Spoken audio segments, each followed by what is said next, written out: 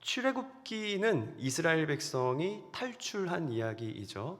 그리고 그에 못지않게 중요한 것이 성막에 관한 이야기입니다. 성막을 어떻게 만드는지 지시를 받고, 그리고 그 백성들이 그대로 성막을 만들게 되죠. 그래서 출애굽보다 사실은 성막에 관한 내용이 출애굽기에서 더 많은 비중을 차지합니다. 그리고 레위기는 이 성막에서 어떻게 하면 하나님과, 거룩하신 하나님과 만나고 거룩하신 하나님과의 만남을 유지할 수 있는지 제사법에 관해서 기록이 되어 있고, 그 제사를 통해서 이스라엘 백성은 거룩함을 얻었습니다. 그리고 민수기로 넘어오면, 민수기는 영어로 넘버스입니다. 두 번에 걸쳐서 인구 조사를 하는데, 민수기에서 인구 조사를 하는 이유는 전쟁에 나갈 만한 장정들을 계수하기 위함입니다. 그리고 이제 전쟁 준비를 하죠. 그리고 그 전쟁 준비의 첫 시작이 정탐을 하는 것입니다. 각 지파에 한 명씩 12명이 가데스 바네아에서 출발을 해서 위쪽으로 에스골 또 헤브론 골짜기 부근을 40일 동안 정탐을 하게 됩니다. 어떤 것들을 정탐을 해야 할까요? 그것은 그곳에 사는 사람들이 어떤지 먼저 한번 파악을 해봐야 되겠죠. 13장 18절에서 20절까지 나와 있는데, 그 거민들이 강한지 약한지, 아니면 많이 살고 있는지, 인구가 적은지, 그리고 그곳의 환경은 어떤지, 땅은 좋은지 비옥한지 아니면 메마른지, 또 나무가 있는지 없는지 등등 여러 가지 최대한 많은 정보를 수집해야 할 것입니다. 지피지기면 백전백승이라는 말이 있습니다. 적을 알아야 이길 수 있기 때문에 정탐을 하는 겁니다. 그런데 그 땅을 똑같이 보고 왔는데 두 부류로 나누게 됩니다. 갈렙과 여호수아 한 부류, 그리고 나머지 10 정탐꾼 한 부류, 이렇게 두 부류로 나뉘게 됩니다. 그런데 처음부터 나뉘게 된 것은 아니에요. 먼저 12 정탐꾼 모두 동의하는 사실적인 보고가 있습니다. 당신이 우리를 보낸 땅에 간즉 과연 그 땅에 젖과 꿀이 흐르는데 이것은 그 땅의 과일이니이다. 그러나 그 땅 거주민은 강하고 성읍은 견고하고 심히 클 뿐 아니라 거기서 아낙 자손을 보았으며, 아말렉인은 남방 땅에 거주하고 헷인과 여부스인과 아모리인은 산지에 거주하고 가나안인은 해변과 요단가에 거주하더이다. 그러니까 27절에서 29절까지 이 세 구절은 모두 다 동의하는 겁니다. 의견이 나뉘지가 않아요. 간단히 말하면 땅은 좋다, 그러나 그 땅의 거주민은 강하다. 모두 동의합니다.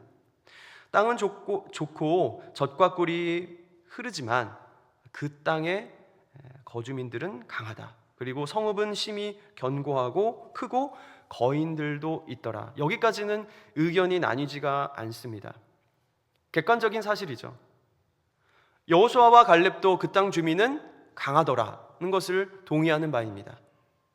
그들이 보기에 그 땅 주민은 강하지 않아, 그게 아니라 여호수아와 갈렙도 그 땅에 사는 거민들은 강하다라는 것을 인정하고 있습니다. 그런데 문제는 그 이후부터예요. 먼저 갈렙이 뭐라고 하는지를 보면 30절에 갈렙이 모세 앞에서 백성을 조용하게 하고 이르되 우리가 곧 올라가서 그 땅을 취하자 등이 이기리라. 곧 올라가서 그 땅을 취하자고 합니다. 그런데 나머지 10 정탐꾼은 뭐라고 하는지 31절부터 나와 있습니다. 우리는 능히 올라가서 그 백성을 치지 못하리라. 그들은 우리보다 강하니라. 이스라엘 자손 앞에서 그 정탐한 땅을 악평하여 이르되 우리가 두루다니며 정탐한 땅은 그 거주민을 삼키는 땅이요 거기서 본 모든 백성은 신장이 장대한 자들이며 거기서 네피림의 후손인 아낙 자손의 거인들을 보았나니 우리는 스스로 보기에도 메뚜기 같으니 그들이 보기에도 그와 같았을 것이니라. 땅은 좋지만 그 땅 거민은 강하다. 모두 현실적인 것에 동의를 하고 있습니다. 그런데 그 현실을 어떻게 해석하느냐에 따라서 갈리고 있습니다. 한쪽은 우리 먹이다, 다른 한쪽은 우리가 메뚜기 같았다. 한 장만 넘겨서 14장 9절을 한번 보시겠습니다. 14장 9절에 보면 다만 여호와를 거역하지는 말라, 또 그 땅 백성을 두려워하지 말라. 그들은 우리의 먹이라. 그들의 보호자는 그들에게서 떠났고 여호와는 우리와 함께 하시느니라. 그들을 두려워하지 말라. 그들은 우리의 먹이라. 개역 한글 성경에서는 우리의 밥이라 이렇게 번역이 되었었어요. 영어로 보면은 bread, our bread입니다. 우리의 빵이다, 우리의 양식이다. 그러니까 그룹별로 이름을 한번 붙여보면 빵 그룹과 메뚜기 그룹으로 나뉠 수가 있습니다. 빵 그룹은 갈렙과 여호수아이고 나머지는 열 정탐꾼들은 메뚜기 그룹입니다. 빵 그룹은 30절에 보면 갈렙이 모세 앞에서 백성을 조용하게 하고 라고 되어 있습니다. 예전에 개역 한글 성경에서는 백성을 안돈시켜 라고 되어 있었어요. 그리고 세번역 성경에 보면은 백성을 진정시켰다고 합니다. 갈렙이 백성을 조용하게 했다는 의미는 백성의 마음을 가라앉히고 진정시켰다는 의미입니다. 그냥 조용히 해 라고 하면서 말을 툭 끊어버리는 그런 의미는 아닙니다. 그렇다면 갈렙이 백성을 진정시키려고 했던 그 갈렙만의 근거가 있지 않았을까 생각해 보게 됩니다. 웅성거리는 백성들을 진정시키면서 그러니까 말이야, 그 땅은 좋고 그 땅 거민은 강하니까, 그러니까 우리가 곧장 올라가서 그 땅을 취하자, 능히 이길 거다, 그러는 겁니다. 이에 반해 메뚜기 그룹은 못 간다, 우리가 가면 죽어. 똑같은 현실 앞에서 빵 그룹은 이스라엘 회중 앞에서 신앙적인 보고를 하고 있고, 메뚜기 그룹은 과장된 보고 혹은 상상에 의한 보고를 하고 있습니다. 둘이 완전히 다른 해석을 하고 있는 것이죠. 메뚜기 그룹이 못 간다고 하는 큰 이유는 그곳에 네피림의 후손이 있기 때문이라고 말을 하고 있습니다. 33절에 보면 거기서 네피림 후손인 아낙 자손의 거인들을 보았나니 우리는 스스로 보기에도 메뚜기 같으니 그들이 보기에도 그와 같았을 것이니라. 여기 네피림이라는 것이 창세기 6장 4절에 나옵니다. 당시의 땅에는 네피림이 있었고 그 후에도 하나님의 아들들이 사람의 딸들에게로 들어와 자식을 낳았으니 그들은 용사라, 고대의 명성에 있는 사람들이었더라. 여호와께서 사람의 죄악이 세상에 가득함과 그의 마음으로 생각하는 모든 계획이 항상 악할 뿐임을 보시고, 여기서 이 네피림이라는 단어가 창세기 6장 4절과 여기 민수기 13장 33절 딱 두 번 나오는 단어입니다. 히브리어에서 네필림이라는 단어가 넘어진 자들이라는 뜻이에요. 그러니까 창세기 6장의 네피림은 신앙의 길에서 넘어진 자들로서 죄악이 세상에 가득하게 되는데 큰 역할을 하게 되는 사람들이에요. 자기 눈에 좋은 대로 경건하지 못한 세상의 딸들과 결혼을 해서 세상이 혼탁해지고 그 중에서 고대의 용사들, 싸움을 잘하고 포악하고 무서운 전사들을 네피림이라고 했습니다. 그런데 중요한 것은 창세기 7장으로 넘어가면 노아의 홍수가 있지 않습니까? 노아의 홍수에 의해서 네피림들이 다 멸절이 되거든요. 노아의 가족을 제외한 모든 족속들이 다 죽습니다. 그렇다면 지금 정탐꾼이 보고 있는 네피림이라고 하는 이 아낙 자손이라는 것은 맞는 이야기일까요? 맞는 이야기가 아니겠죠. 노아의 홍수 때 노아의 가족을 제외하고 하나님께서 지면의 모든 생물들을 다 쓸어버리셨기 때문에 홍수 때 멸절된 네피림과 지금 보고 있는 아낙 자손과 생물학적인 연결이 전혀 없기 때문입니다. 그러니까 그들은 한 번도 본 적이 없는 고대의 그 강한 용사들이 바로 저 사람들이 아니냐, 소문으로만 듣던 네피림이 저 아낙 족속이 아니겠느냐, 저들이 용사가 아니면 누구겠느냐라고 하면서 잘못된 해석을 하고 있는 것입니다. 또 32절에 보면 거기서 본 모든 백성은 신장이 장대한 자들이며, 거기서 본 모든 백성이라고 표현을 하고 있습니다. 거인 아낙 족속은 가나안 족속의 일부입니다. 그런데 그들은 전체 가나안 사람들이 다 거인인 것처럼 호들갑을 떨고 있습니다. 한마디로 오바를 하고 있죠. 이 과장된 보고를 들은 이스라엘 백성은 불신앙에 빠지게 됩니다. 지금까지 흐름을 보면 12정탐꾼이 사실에 입각한 현실적인 보고를 합니다. 땅은 좋지만 거주민은 강하다. 그리고 갈렙이 신앙적인 보고를 합니다. 그러니까 곧장 올라가서 이기자. 그러자 메뚜기 그룹은 과장된 보고를 합니다. 아니다, 올라가면 죽는다. 말로만 듣던 고대의 용사들이 포진해 있다. 그리고 이 말을 들은 백성들은 불신앙에 빠지게 됩니다. 애굽으로 돌아가자. 14장 1절에서 4절에 보면 이 불신앙에 빠진 이스라엘 백성들의 마음에 추위가 나타나 있습니다. 시험에 빠졌을 때 우리들에게도 시사하는 바가 큰 것 같아요. 먼저 신세 한탄을 하죠. 14장 1절에 보면 온 회중이 소리를 높여 부르짖으며 백성이 밤새도록 통곡하였더라. 그리고 2절에 보면 원망을 합니다. 다 모세와 아론을 원망하여 온 회중이 그들에게 이르되. 그리고 불경한 말을 합니다. 우리가 애굽 땅에서 죽었거나 이 광야에서 죽었으면 좋았을 것을. 그리고 왜곡된 사고가 있죠. 어찌하여 여호와가 우리를 그 땅으로 인도하여 칼에 쓰러지게 하려 하는가? 우리 처자가 사로잡히리니 애굽으로 돌아가는 것이 낫지 아니하랴.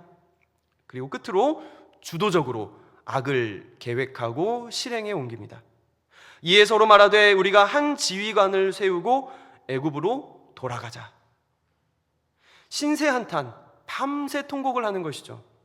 그리고 원망을 합니다. 모세와 아론을 원망을 하고, 그리고 어찌하여 여호와가 하면서 여호와 하나님을 원망하고 있습니다. 그리고 이들이 제시한 불경한 생각들, 지금까지 하나님의 구원 역사, 출애굽 역사를 정면으로 모독하는 말을 하고 있습니다. 그들의 말은 그냥 힘드니까 그럴 수도 있지의 수준이 아니에요. 하나님을 모독하는 거예요. 마태복음 12장 31절에도 내가 너희에게 이르노니 사람에 대한 모든 죄와 모독은 사하심을 얻되 성령을 모독하는 것은 사하심을 얻지 못하겠고, 예수님도 성령 모독죄는 사하심을 받지 못한다고 말씀을 하셨습니다. 확실한 하나님의 역사, 성령의 역사를 악의적으로 지속적으로 부인하는 것은 용서받지 못한 큰 죄입니다. 그들은 하나님이 세우신 지도자 모세를 대신하는 지도자를 뽑자고 하고 있고, 하나님의 구원 역사를 정면으로 부인하면서 애굽으로 돌아가자라고 하고 있어요. 그런데 불행한 것은 자기들이 무슨 말을 하고 있는지 모른다는 것이죠. 죄인들의 특징 아니겠습니까? 자기가 지금 무슨 말을 하는지, 자기가 무슨 행동을 하고 있는지 잘 모릅니다. 불평과 원망과 왜곡된 사고와 악을 실행하는, 우리도 시험에 들었을 때 이런 비슷한 패턴이 있는 것 같아요. 그래서 우리가 시험에 들었을 때 특별히 말을 조심해야 하지 않을까 생각을 합니다. 2절에 보면 우리가 애굽 땅에서 죽었거나 이 광야에서 죽었으면 좋았을 것을, 이런 말을 하면 안 됩니다. 왜 이런 말을 하면 안 되는지 아시죠? 그들 바램대로 광야에서 죽었잖아요. 그들 말대로 광야에서 객사를 합니다. 그래서 우리들도 시험에 들었을 때 할 말이 있고 못할 말이 있습니다. 아무리 시험에 들어도 하지 말아야 할 말이 있다는 것이죠. 저는 이것이 지혜라고 생각을 합니다. 우리도 시험에 들었을 때 말을 조심하는 지혜로운 성도 되시기를 예수님의 이름으로 축원드립니다. 그리고 3절은 왜곡된 사고이죠. 애굽으로 돌아가는 것이 낫지 아니하랴. 어떻게 노예 생활이 더 낫다고 생각할 수가 있습니까? 그들이 만나에 대한 감사가 없어졌을 때 차라리 애굽에서 먹던 생선, 오이, 부추, 파, 마늘이 생각났다고 했거든요. 그때와 똑같아요. 사실 파, 마늘, 생선 이런 것들이 고된 노역을 위해서 제공했던 양식들이었잖아요. 물론 먹을 때는 맛있었겠죠. 그런데 그것도 잠시 바로 힘든 공사장으로 불려 나갔을 겁니다. 그런데 그 아픈 기억은 머릿속에서 지워진 거예요. 지금 애굽에 대한 향수는 왜곡된 추억에 불과합니다. 결코 정상적인 사고라고 볼 수 없어요. 그리고 마지막으로 주도적으로 악을 계획합니다. 우리가 한 지휘관을 세우고 애굽으로 돌아가자. 저는 1절에서 이 4절까지가 하나의 패턴 같다는 생각이 듭니다. 누구나 시험에 들 때 낙심이 되고 슬퍼할 수도 있겠죠. 그런데 밤새 통곡을 하면 안 됩니다. 밤새 울면서 신세한탄을 하면 안 돼요. 어느 정도 울고 자리를 털고 일어나야 돼요. 에베소서 4장 26절에도 해가 지도록 분을 품지 말라고 했거든요. 그 이유는 사단이 틈을 타기 때문에.